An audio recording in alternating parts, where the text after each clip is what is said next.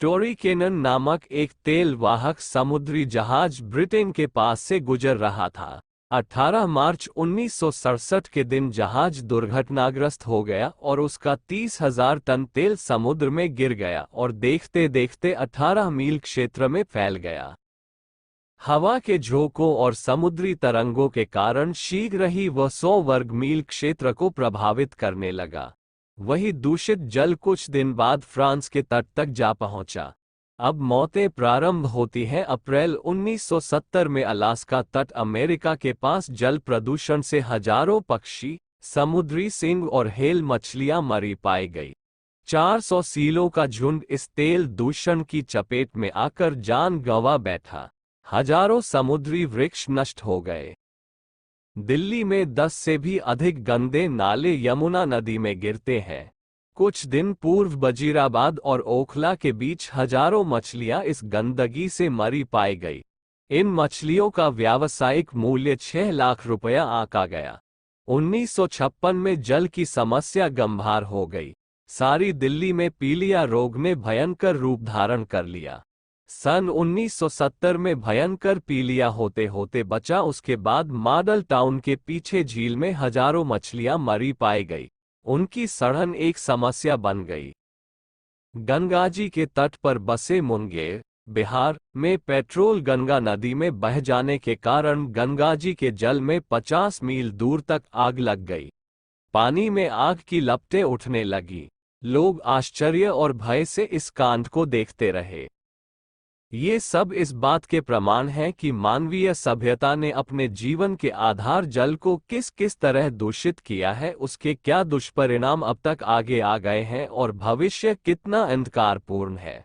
विनाश की इस काली घटा को मात्र दर्शन के रूप में नहीं देखना चाहिए, अपितु दुर्बुद्धि रावण की काली पाटी से बंधे वरुण देव की मुक्ति, शुद्धि के उपायों पर भी विचार करना चाहिए, अन्यथा उसके घातक दुष्परिणाम प्रस्तुत हो सकते हैं।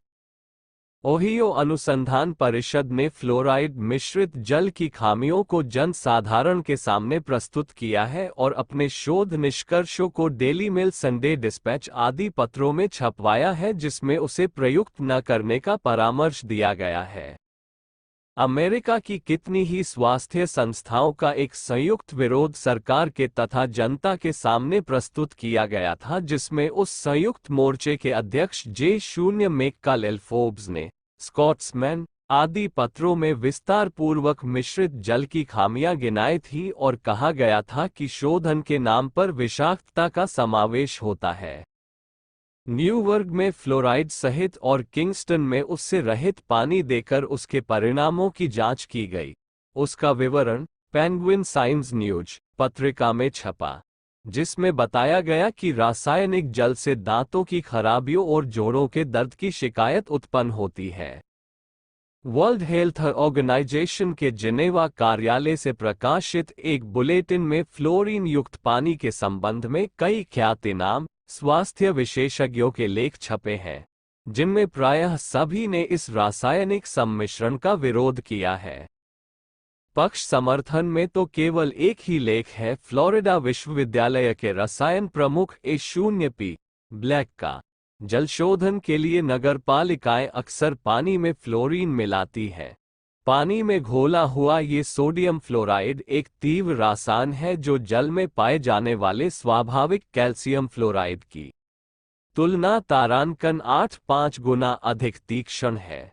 शोधन के लिए प्रयुक्त किया गया ये रसायन एक मंद विष के रूप में पीने वालों के शरीर में प्रवेश करता और जमता चला जाता है।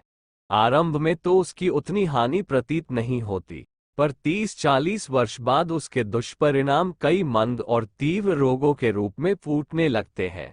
इस तथ्य को समझते हुए स्वीडन, फ्रांस, पश्चिमी जर्मनी, ऑस्ट्रेलिया, स्विट्जरलैंड आदि ने इस सम्मिश्रण को बंद कर दिया है। अमेरिका के 580 नगरों में भी इसे बंद कर दिया है। वैज्ञानिक सफलताएं भी अन्य सफलताओं की तरह तब दुर्भाग्यपूर्ण बन जाती हैं, जब वे अत्युत्साह एवं अहंकार उत्पन्न करती हैं। कुछ के सफलताओं के कारण अपनी सर्वांगपूर्ण बुद्धिमत्ता का अभियान किया जाने लगता है और यह भुला दिया जाता है कि कुछ काम की कुछ सीमा तक मिली सफलता का अर्थ यह नहीं है कि अपना हर चिंतन और हर प्रयास सही या सफल ही होगा। सफलता के लिए क्रिया ही काफी नहीं, सतर्कता भी आवश्यक है। भूल न होने पाए इस पक्ष को ध्यान में रखकर फूंक फूंक कर कदम बढ़ाने की नीति यदि छोड़ दी जाए और जल्दीबाजी में कुछ भी कर गुजरा जाए तो ऐसे ही दुष्परिणाम सामने आ सकते हैं जैसे कि जलशोधन संबंधी प्रयास की त्रुटि के संदर्भ में सामने आ रहे हैं।